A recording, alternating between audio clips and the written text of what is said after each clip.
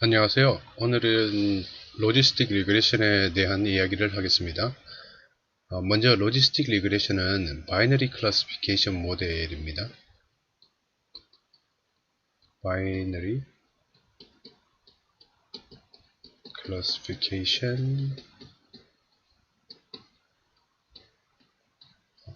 오늘 바이너리 클래시피케이션 모델이란 것이 무엇인지 먼저 말씀드리면, 바이너리 클래시피케이션이라는 것은 우리가 이제 예측 모델을 만들 때 예측 모델이 이제 분류를 하기를 원할 때 그 분류하는 내용이 두 가지 종류라는 것이죠. 그러니까 1과 0으로 분류할 것인지 아니면 0과 1로 이제 분류를 하게 될 것인지 우리가 만드는 예측 모델이 두 가지 이제 두 가지 카테고리가 있는데 그 중에 하나로 이제 의사결정을 하게 만드는 것을 바이너리 클래시피케이션 모델이라고 합니다. 그래서 이제 바이너리 이제 로지스틱 리그레션에 대한 내용을 설명드리기 위해서 제가 바로 이제 로지스틱 리그레션의 그 로지스틱 리그레션을 이용해서 바이너리 클래시피케이션 모델을 만들기 위해서 그냥 이렇게 사용하시면 됩니다 라고 하기보다는 조금 뭐랄까 스토리텔링처럼 제가 한번 설명해 보도록 하겠습니다. 로지스틱 리그레션에 대한 내용을 보기 위해서 먼저 우리 여기 왼쪽에 있는 그림을 보면은 이건 이제 리니어 리그레션입니다. 리니어 리그레션 같은 경우는 우리가 독립변수가 이렇게 x1, x2라는 것이 있을 때 그리고 이제 y라는 게 이제 리스폰스 베리어블이라고 응답 변수입니다. 응답 변수가 이렇게 했을 때 x1과 x2 그리고 응답 변수 y의 관계를 이렇게 선형결합된 식으로 이렇게 나타낼 수가 있죠. 그리고 이제 여기 있는 이제 요걸 이제 세타라고 그러는데 세타 0, 세타 1, 세타 2가 이야기하는 것은 이제 가중치가 되죠.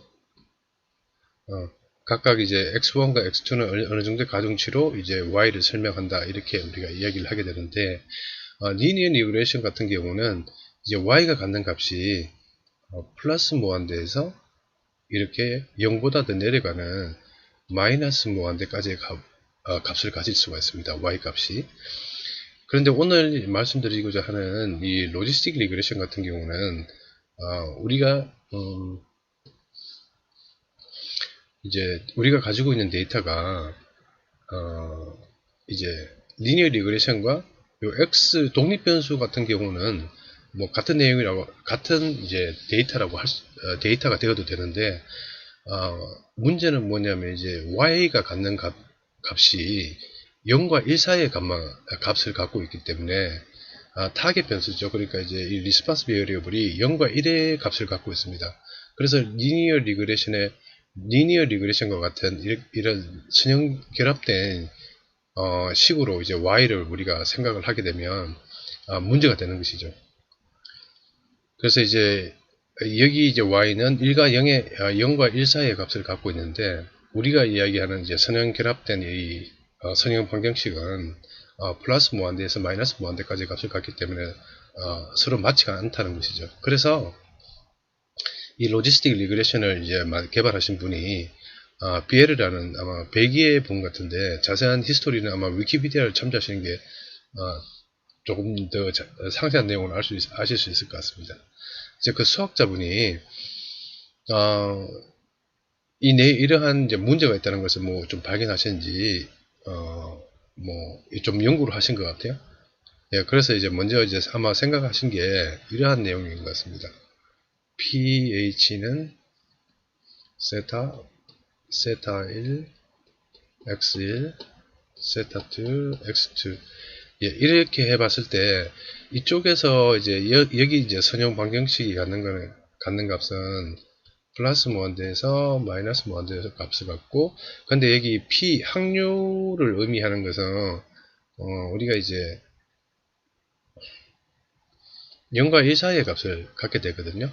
예, 그래서 이제 어쨌든 뭐 이것과 이것이 서로 맞지 않아서 이제 다른 걸 한번 생각해 보게 됩니다. 그래서 이제 여기다가 이제 로그를 이렇게 한번 씌우는 함수가 있으면 오른쪽에 있는 이 성형 방정식처럼 플러스 무한대에서 마이너스 무한대의 값을 표현할 수 있지 않을까 이렇게 생각을 한번 해본 것인 것 같아요. 이제 그런데 이제 여기서 이제 또 여기는 이제 보면은 이것도 이제 플러스 무한대 마이너스 무한대가 되지 않죠. 예. 그래서 이제 생각을 하신 게 그 다음에 이제 다른 또 함수를 또 생각해 보시다가 이거 이제 요렇게 한번 생각을 해 보신 것 같아요. pH 예, 요렇게 이제 생각을 하시고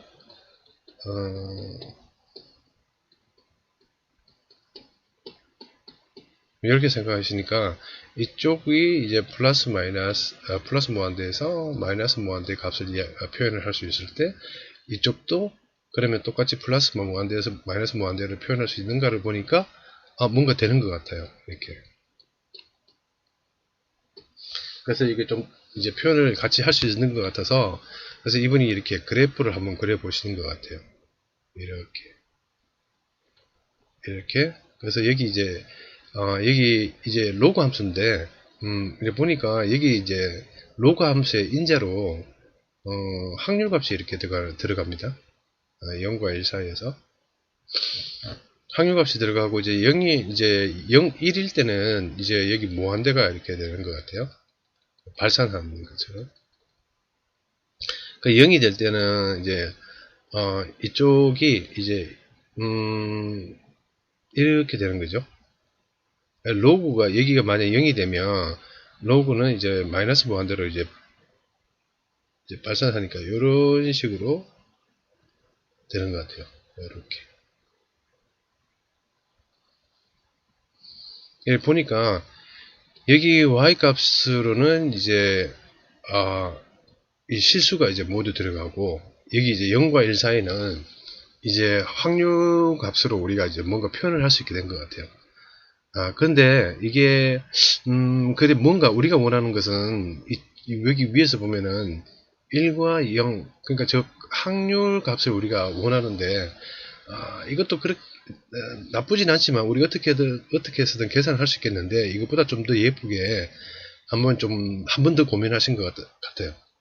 예, 그래서 이제 생각하게 되신 게 아마 이제 인버스 펑션이라고 역함수 이 함수의 역함수를 생각하셔가지고 역함수를 한번 계산을 해보신 것 같아요. 이제 지금 딱 이 모양이 역함수를 만들면 될 것 같으니까 그렇게 생각하신 것 같아요. 이제 어떻게 하시냐면은 이렇게 하신 것 같습니다. 로그를 먼저 없애고 한번 계산을 해보겠습니다. 우리 계산을 좀 간단하게 하기 위해서 A를 세타 0 플러스 세타 1 x1 세타 2 x2 이렇게 표현하기로 하겠습니다. 그러면 2의 A라고 이야기하면은 우리가 식을 조금 pH에 직관해서 이렇게 풀이하면은 이렇게 적을 수 있고 이제 저 식을 오른쪽에 있는 부분을 좀 풀어서 EA 마이너스 pH EA 이렇게 쓸 수 있을 것 같아요. 그러면 이제 여기 pH가 있으니까 왼쪽으로 이항을 하게 되면은 플러스가 되겠네요. 여기에 pH 점 EA 여기는 EA가 되겠죠. 그래서 pH에 관해서 식을 묶으면 이제 이렇게 되고 이걸 이렇게 쓸 수 있을 것 같고요. 다시 여기 이렇게 하면 정리를 하면은 플러스 EA 이렇게 쓸 수 있습니다. 그래서 요걸 여기서 이제 한 번 더 정리를 해서 EA를 분자 분모에 나누어 주면은 이렇게 쓸 수 있을 거야. 여기 적을까요? 여기에 적으면 1 플러스 2 마이너스 a라고 이렇게 우리가 계산할 수 있을 것 같습니다. 예. 자, 그러면 여기 이제 우리가 이 부분을 가만히 보면 우리가 흔히 이제 로지스틱 리그레션에서 이야기하는 시그모이드 함수의 꼴을 하고 있습니다. 그리고 다시 돌아가서 여기 이 함수를 우리가 이 함수도 많이 봅니다. 이 함수를 무엇이라고 하냐면 로짓이라고 합니다. 로짓 펑션. 왜 우리가 이걸 로짓 펑션이라고 그러냐면 여기 안에 들어가 있는 것을 안에 인자로 받는 것을 이제 오즈죠. 이걸 오즈라고 합니다. 오즈는 실패에 대한 실패 확률에 대한 성공 확률의 정도를 이야기하는 것이거든요.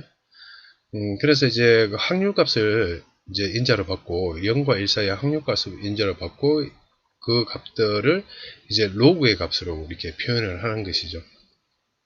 그러니까 로짓 함수는 우리가 이제 그래서 이제 로짓 함수 우리가 흔히 말하는 로짓 함수가 이렇게 만들어지고 그 로짓 함수의 역함수의 꼴이 이제 시그모이드 함수가 됩니다. 그래서 우리는 보면은 이 시그모이드 함수가 나타내는 것이 이렇게 보면은 성공 확률을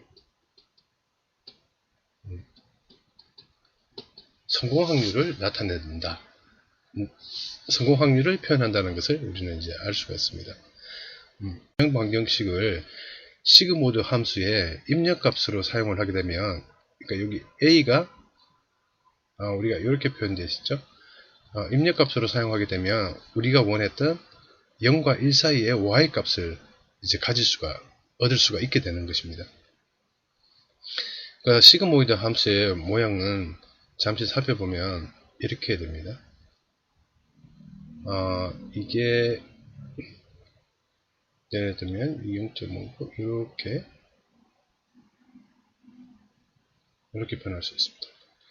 여기를 1이라고 하고 여기가 0이라고 그러면 이제 1에 위치한 것들은 이렇게 데이터 포인트가 이제 포지션할 수가 있습니다.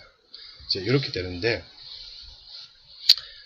이제 저희가 할 일은 이제 이 함수를 이용하면은 우리가 이제 y 값으로 0과 1 사이의 값을 가질 수가 있고, 그리고 입력 값으로 우리가 리니어 리그레션에서 사용하는 선형 방정식을 그대로 사용할 수가 있구나. 그래서 이렇게 이걸 이제 시그모이드는 결론적으로 선형 방정식을 하나의 확률값으로 변환해주는 트랜스포머다라고 이제 우리가 생각할 수가 있습니다.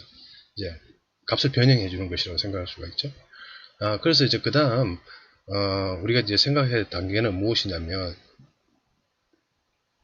우리 선형식이 세타 0, 세타 1 x1 플러스 세타 2 x2 이렇게 이루어져 있는데, 여기 보면 이제 세타라는 것이 이렇게 있죠.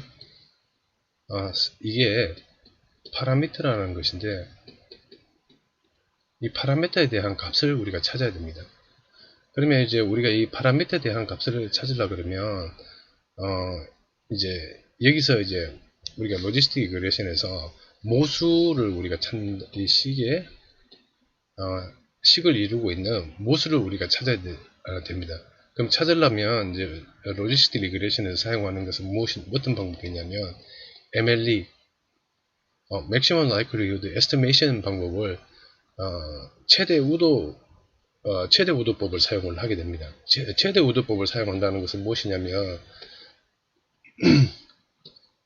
결합 확률 분포가 이제 최대값을 주는 것을 이제 Maximum Likelihood Estimation이라고 하고요. 이 하나의 이제 결합 확률 분포를 우리가 무엇이라고 하냐면 우드라고 합니다. 이제 likelihood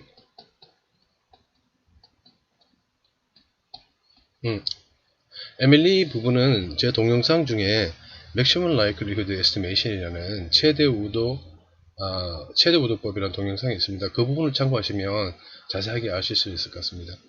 이제 그래서 이제 이 MLE를 사용을 하려면 우리가 이제 결합 확률 분포를 하나 만들어야 되거든요. 그러면 이제 우리가 likelihood를 이렇게 두면은 우리가 이제 가지고 있는 만약에 데이터가 6개가 있다면 1과 0을 이제 이거 우리 데이터는 이제 1과 0의 이제 확률 변수가 y이기 때문에 데이터가 가지는 이제 y 값은 이제 1과 0이고 각각의 데이터는 동일한 분포에서 왔다. 그래서 우리가 이제 가정을 I, D를 하게 됩니다. 그러니까 independent하고 identically distributed 한 그러한 가정을 하게 됩니다. 여기에가 IID에 대한 설명도 최대 우대법에 이제 제가 설명을 해드렸으니 그 부분을 참조하시면 좋을 것 같습니다.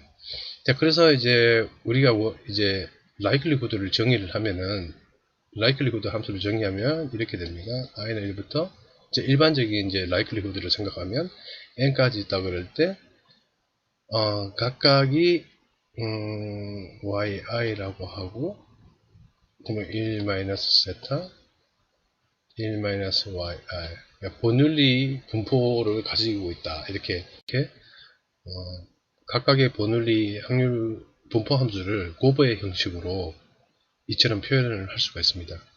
그리고 이제 그 다음 이제 우리가 할 것은 이 likelihood 함수에 좀 로그를 취해 줍니다. 이렇게 로그를 취해 주면 여기에 있는 것들은 이제 여기 지수는 서로 이제 덧셈이니까 이렇게 쓸 수가 있겠죠. yi 로그 세타가 될 것이고요. 여기에 있는 곱하기는 더하기가 돼, 로그에서 더하기가 돼서 여기 지수가 내려오고 -yi 그 다음에 로그 1 세타가 됩니다. 근데 여기서 우리가 이제 로그를 취해주는 이유는 여기 이 수가 0과 1 사이에 수를 취하기 때문에 상당히 작아집니다. 계속 곱하게 되면은 언더플로우 현상이 발생되고요. 그리고 또한 세타라는 것이 시그모이드 함수를 의미하기 때문에 시그모이드 함수는 비선형 함수라서 그 값이 일정하지가 않습니다. 쉽게 말씀드리면 이제 이런 식의 값이 될 수가 있다는 것이죠. 그래서 이제 어떻게 보면 글로벌 미니멈을 우리가 뭐 어떻게 찾는다 아니면 글로벌 맥시멈을 찾는다면 찾기가 힘들어진다는 것이죠. 그래서 이제 로그를 취하게 되면은 이 값들이 이렇게 좀 피어지는 것이죠. 이렇게 평탄하게 이렇게 원만하게 이렇게 되는 것이고 현재 이제 이 로그는 지금 그림은 이렇게 그렸습니다만은 로그는 현재 이제 단조증가 함수입니다. 이렇게 하면은 그래서 이제 머신러닝에서는 우리가 이제 코스트 펑션이라는 것을 우리가 사용하게 됩니다. 코스트 펑션. 코스트 펑션은 무엇이냐면 다른 말로 learning parameters learning 파라미터를 학습한다 이렇게 우리가 이야기할 수가 있습니다. 그러면 이제 이걸 어떻게 학습하는지 조금 자세하게 알아보겠습니다. 지금 현재 여기 로그를 취했는데 우리가 이 값들을 전부 다 합해서 평균을 내서 이렇게 코스를 우리가 계산을 하고 싶다 그러면 이렇게 쓸 수가 있습니다. 코스트 세타 yi 이렇게 하면은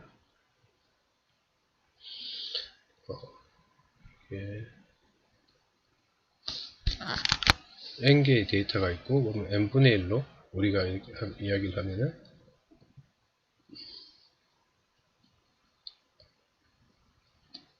yi 로그 세타 플러스 1-yi 로그 1-세타 이처럼 사용할 수가 있습니다. 그런데 여기서 한 가지 제가 말씀드린 것은 뭐였냐면 조금 전에 이제 로그는 단수 증가한다고 이렇게 말씀드렸는데 우리는 이제 코스트라는 것을 구하기 때문에 아무래도 이제 문맥상 이제 코스트라는 것을 이제 최저가 되는 것이 바람직하기 때문에 이게 무슨 어떤 말씀이냐면은 이제 이런 식으로 되는 것입니다. 요 때는 무엇이냐면 우리의 코스트 함수가 y는 실제 데이터 값이 1일 때, 그리고 이제 요럴 때는 실제 y 값이 0일 때가 됩니다. 그러니까 y가 1일 때는 어떤 부분이 해당되냐면, 먼저 요것부터 말씀드릴게요. 그래서 이제 이제 원만 단조 증가 함수가 아닌 단조 함수가 되기 위해서는 여기에 우리가 마이너스를 이렇게 취해주게 됩니다. 예. 마이너스를 취해주게 되면은 이제 감소를 하겠죠. 감소를 하고 이제 우리가 생각했던 것처럼 이제 코스트 함수는 이제 감소하는 코스트 함수가 되는 것입니다.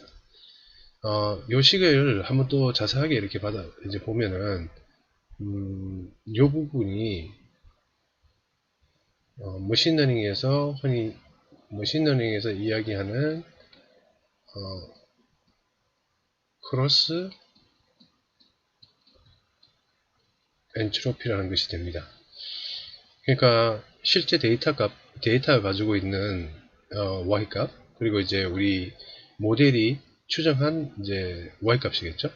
그 값이 서로 다를 때는 이제 페널티를 갖게 됩니다. 이제 이 부분이 y가 1일 때의 값을 페널티를 의미하고, 이 부분이 y가 0일 때의 페널티를 의미하게 됩니다. 그래서 그 페널티를 이제 우리는 이제 최대로 감소시킬 수 있는 부분을 이야기하는 것이고, 이제 결론적으로는 이 식이 이야기하는 것은 이 두 개 위에 있는 이 두 개의 함수를 하나의 함수로 이렇게 표현을 한 것이죠. 그래서 이제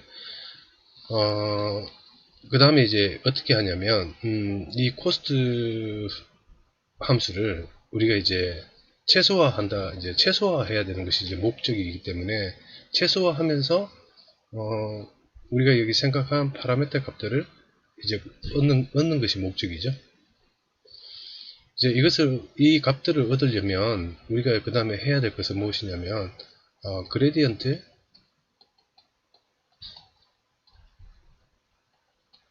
디센트라는 오티마이제이션 알고리즘을 적용하게 됩니다. 그레디언트 디센트 오티마이제이션 알고리즘 이제 작동 방법은 간단하게 learn until converge라고 우리가 쉽게 이렇게 표현합니다. 머신러닝에서. 그럼 이제 이 그레디언트 디센트는 이터레이티브 하다고 합니다. 계속 이렇게 반복적으로 값을 코스트 함수를 감소시켜 가면서 우리가 찾고자 하는 이 파라메터 값들을 계속 바꿔가는 것이죠. 이제 새롭게 갱신하면서 이제 여기 이 부분이 이제 코스트가 최저가 될 때까지 계속 반복 학습을 하게 됩니다. 그러니까 이것이 세타 스타가 이제 새로운 값이고, 첫 번째 세타 값에서 빼기를 하게 되고, 이게 이제 알파라는 것이 이제 러닝 레이트가 됩니다. 그리고 이제 학습을 이제 코스트 함수를 이제 학습을 계속 그레디언트 디센트 오티마이제이션 방법을 통해서 계속 학습을 하게 되는 것이죠. 이제 그럼 결과적으로 최종적으로 우리가 얻는 것은 이제 여기 세타 0, 세타 1, x1 플러스 세타 2, x2라고 표현된 것에 여기에 이제 어떤 숫자가 되는 것이죠. 숫자를 우리가 얻게 됩니다. 수를 얻게 되고, 그리고 이제 그레디언트 디센트는 우리가 이 옵티마이제이션 알고리즘을 처음에 이제 모델에게 정의를 합니다. 이 모델을 만들 때 에포과 iteration, 그리고 이제 배치 사이즈, 그리고 또 이제 중요한 이제 러닝 레이트가 있습니다.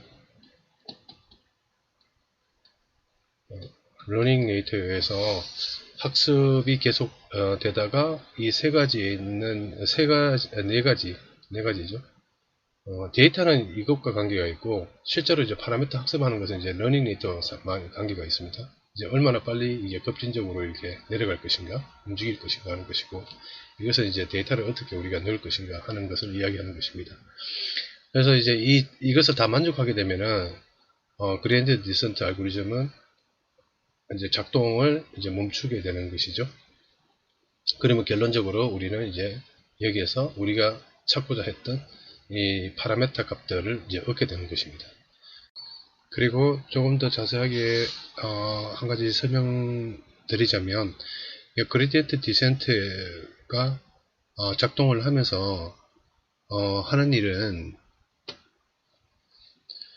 여기 예를 들면 우리 시그모이드 이렇게 곡선이 있는데, 이 곡선이 이렇게 이쪽으로 갈 수도 있고 아니면 이쪽으로 갈 수도 있고, 또 그리고 이 시그모이드 곡선이 가파르게 올라갈 수도 있고, 아니면 약간 더 이렇게 늘어질 수도 있고요. 그리고 이제 여기에 있는 우리 이 값에 의해서 이 y절편의 값이 될 수 있는데, 이 값에 의해서 이제 이동을 하게 됩니다. 오른쪽, 왼쪽. x 값이 하나 이렇게 있을 때는 우리가 이렇게 생각해 볼 수가 있겠죠. 뭐 세타 값이 계속 바뀌니까 그 바뀌는 값에 따라서 이렇게 데이터에, 우리가 현재 가지고 있는 데이터에 맞게 피팅을 하게 되는 것이죠. 그리고 이제 또 한 가지 우리가 좀 고려해 보아야 될 것은 무엇이냐면은 이 디시전 바운드리라는 것인데, 디시전 바운드리, 보통 우리가 모델 빌딩을 하게 되면, 예를 들면 뭐 사이클런이라든가 뭐 텐서플로우도 그렇겠지만은, 보통 아마 이게 성공 확률과 1 실패 확률이겠죠. 이게 이 두 개 같다고 이렇게 두면은, 이걸 좀 풀어보면 이렇게 되겠죠. 성공 확률이 2분의 1, 결국은 이제 0.5인데, 이 0.5라는 것은 무슨 이야기냐면, 여기 로짓 함수가 있습니다. 여기 로짓 함수가 0.5를 기준으로 이렇게 내려갔다가 이제 올라갔다가 또 여기 내려간다고 이야기할 수 있겠네. 이렇게 0.5를 기준으로 해서 딱 나눠집니다. 이제 성공 확률과 실패 확률이 이렇게 있다면, 이제 그럴 때 우리가 로짓 함수를 이렇게 한번 보면은,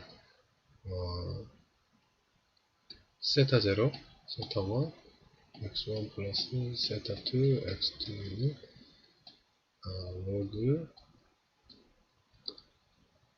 1-ph 이렇게 되어 있습니다. 이제 요 0.5라는 것이 있는데, 이 0.5를 데이터가 만약에 모양이 이렇게 딱 나누어지게 0.5를 기준으로 딱 잘 나누어지면 괜찮은데, 그렇지 않을 경우가 많이 있습니다. 그럴 때는 우리가 이 모델 빌딩을 할 때 이 스레시홀드를 약간 내려준다든가, 그러면 이제 1이 될 시그모이드 함수가 0.5보다 여기 이제 기존에 쓰려 때는 이제 0.5였는데 0.5보다 크면은 이제 1로 판단하고 0.5보다 작으면 0으로 판단했지만, 여기 이제 만약에 0.3으로 우리가 이제 스레시홀드를 내렸다면, 로지스틱 리그레션 이 모델 함수는, 시그모이드 함수는 0.3보다 크면은 이제 1로 판단을 할 것이고 0.3보다 작으면 0으로 판단하게 될 것입니다. 그러니까 데이터가 어떠한 데이터인지 아마 이 스레시홀드를 조금 한번 이제 결과물이 별로 좋지 않다, 예측 모델이 결과물이 별로 좋지 않다면 이 스레시홀드를 조절을 하시면서 예측 모델을 이제 구축하는 것도 한 가지 방법이 될 수가 있습니다. 예, 그리고 이제 여기 이제 우리가 이제 이렇게 봤을 때는 시그모이드 함수를 그냥 봤을 때는 이렇게 확률적으로 디시전 바운드를 생각할 수가 있는데, 우리가 로짓 펑션으로 이렇게 봤을 때는 이 선형 결합 함수가 우리의 디시전 바운더리가 됩니다. 이게 무슨 말이냐면, 이렇게 우리가 이제 x1 x2가 있을 때 데이터가 만약에 x1, x2만 이렇게 보고 우리가 이야기를 할 때는 현재 y 값을 고려하지 않는다면 이렇게 했을 때 여기 어떤 디시전 바운드를 우리가 보고 싶을 때가 있습니다. 그러니까 이럴 때는 요 식을 이용을 해서 요 식이 우리가 2분의 1 로짓 함수가 0.5일 때 이 0이기 때문에 이걸 0으로 두고 그러면 우리가 이렇게 쓸 수가 있죠. 세타2 x2는 세타0 플러스 세타1 x1 이렇게 쓸 수 있고 x2는 세타2 세타0 이렇게 세타1 세타2 x1 이렇게 해서 이 x2를 boundary라는 변수로 지정을 해서 디시전 바운더리를 우리가 플로팅을 해볼 수가 있습니다. 오늘 로지스틱 리그레션에 대한 이야기를 하면서 로직 펑션이라는 것을 우리가 보게 되었고요. 그리고 이제 odds라는 것을 이제 또 보게 되었고 로직 펑션의 인버스 펑션이 이제 시그모이드 펑션이더라 하는 것도 우리가 알게 됐습니다. 시그모이드 펑션은 우리가 가지고 있는 기존의 선형결합 함수를 인풋으로 하면은 선형결합 함수를 인풋으로 한다는 것은 결국은 무엇이냐면은 로직 펑션을 인풋으로 한다는 것이죠. 로직 펑션의 값. 로직 펑션 값을 이제 인풋으로 해서 또 그리고 이제 선형결합식을 인풋으로 해서 아웃풋으로 여기에 있는 0과 1 사이의 값을 우리가 이제 확률값으로 가질 수가 있게 되고 이 확률값으로 가질 수 있다는 것을 알게 되었습니다. 그리고 이제 우리가 여기 선형결합식에 대해 있는 이 파라미터 값을 얻기 위해서 maximum likelihood estimation을 logistic regression 모델에서 사용을 하게 된다는 것을 알게 되었습니다. 그리고 이제 MLE를 사용을 하려면 이제 결합 확률 분포가 있어야 되고 결합 확률 분포는 likelihood이다. 그럼 그 likelihood는 서로의 이제 확률 분포를 이렇게 곱으로 표현할 수 있고 그 곱으로 표현한 것을 계산하기 쉽고 그리고 이제 또 우리가 최저값을 구할 수 있기 위해서 로그를 취하고 마지막에 여기 이제 머신러닝에서 사용하는 코스트 함수에 적용해서 이제 마이너스를 앞에 취하면 이제 최저값을 구하는 이제 코스트 함수를 최저값을 주는 코스트 함수를 만들 수가 있고 그리고 코스트 함수를 이제 그레디언트 디센트라는 옵티마이제이션 알고리즘에 적용을 하게 되면 최종적으로 우리가 원하는 파라메타의 값을 구할 수가 있다는 것을 알게 됐습니다. 그리고 이 파라메타 값을 구하게 되면은 우리는 이제 바운드리를 한번 우리가 결정해서 이렇게 계산해서 우리가 이제 표현도 할 수도 있고 그리고 이 모델을 구축하는 과정에서 이런 식으로 이 곡선이 변할 수 있다는 것도 우리가 이야기했습니다. 그리고 이제 이 모델 빌딩에 있어서 데이터 특성에 따라서 이 스레시홀드를 조금 해줘야 될 때가 있다는 것도 우리가 이야기했습니다.